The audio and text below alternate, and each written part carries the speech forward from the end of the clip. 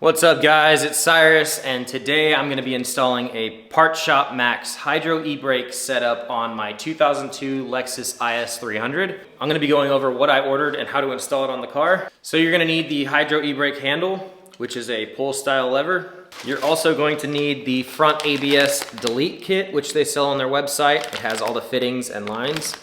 You're also going to need the hard lines that run for the rear wheels. This is not the dual caliper setup. This is going to be the inline. So this is the kit they sell as well.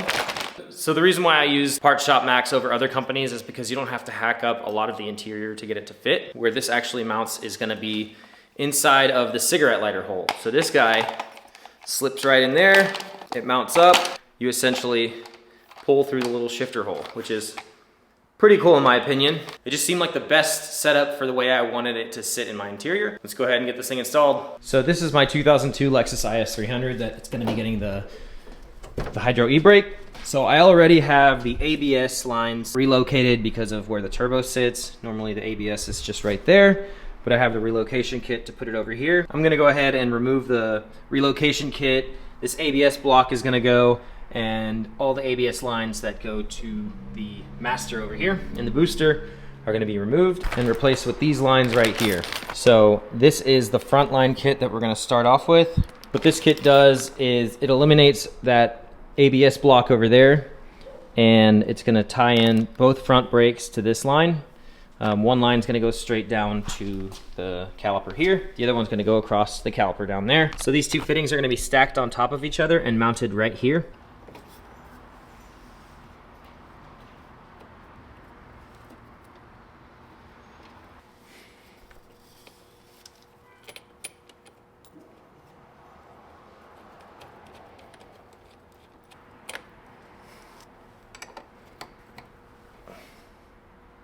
So you're gonna get two different size brake lines. The shorter one's gonna go to the driver's side. The longer one obviously is gonna go across the engine bay and then down into the passenger side right over here. So you'll have to route this guy all the way across the engine to the passenger side wheel well.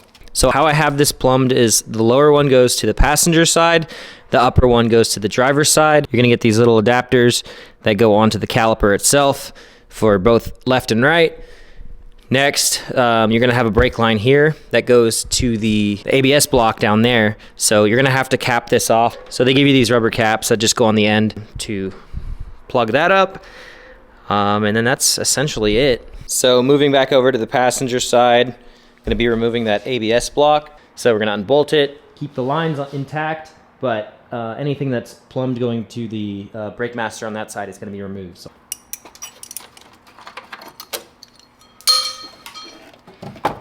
now that the ABS block is completely disconnected, it's gonna come out. Set it aside, and we don't need it anymore.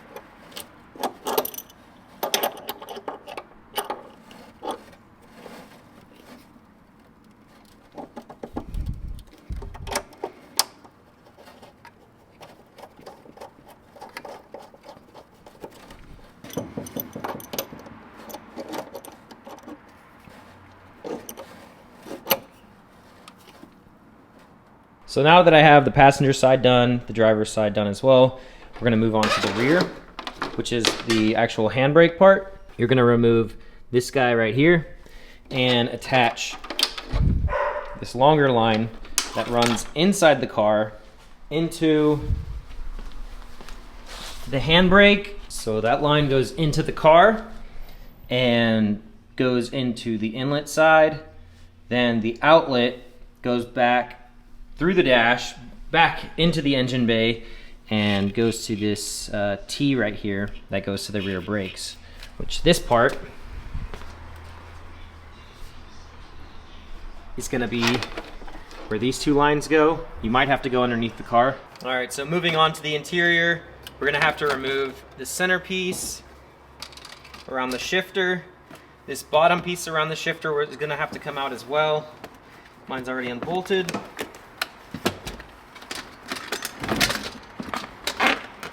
This, just gonna move it out of the way because I do have some stuff wired up. Probably will be wise to take the shifter and shift boot off just to make things a little easier. So there's gonna be an airbag module right here, which you'll have to unbolt and take off. We'll take out the centerpiece as well, just to make it a bit easier to work with. Yours won't be as flimsy as mine. All right, this is my ECU. I have mine mounted here. You won't have anything there.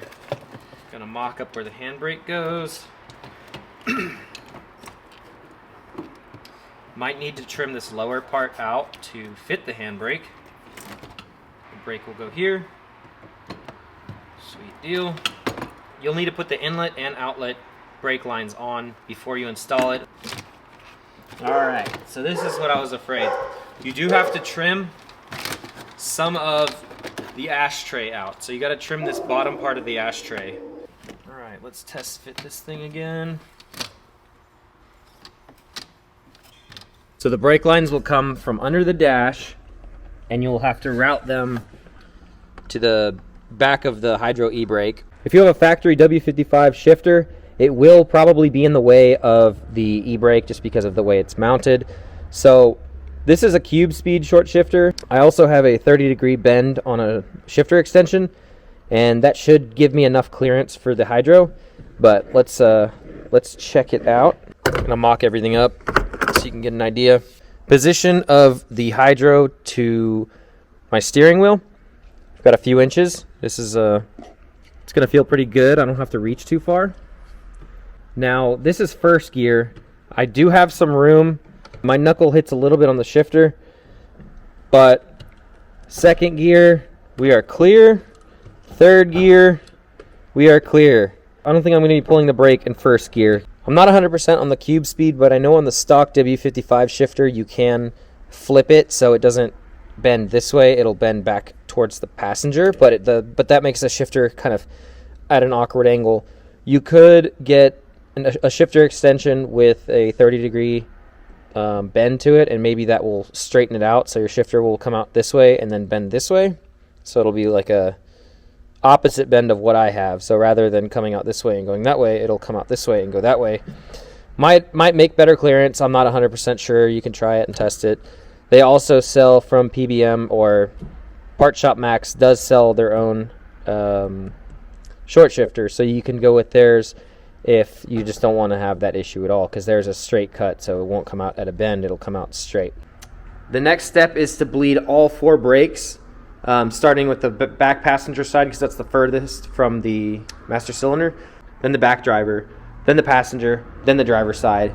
And once it's all bled, gonna give her a couple test pulls, and that's essentially it. It's pretty simple, very straightforward, not too complicated. So that's going to be the install on the Part Shop Max Hydro E-brake. So after you give the Hydro brake a few test pulls and you drive the car around the block, push all the brakes, make sure everything's bled, put the car back in the air and make sure all the new lines that you installed are not leaking. So now you're ready to drift with your new Hydro E-brake. Have fun with it, guys. If this video helped you out at all, make sure you leave a thumbs up. If you guys like IS300s, make sure you subscribe to the channel. I post build content all the time with all the different IS300s that I get. So with that being said, appreciate you watching. Peace.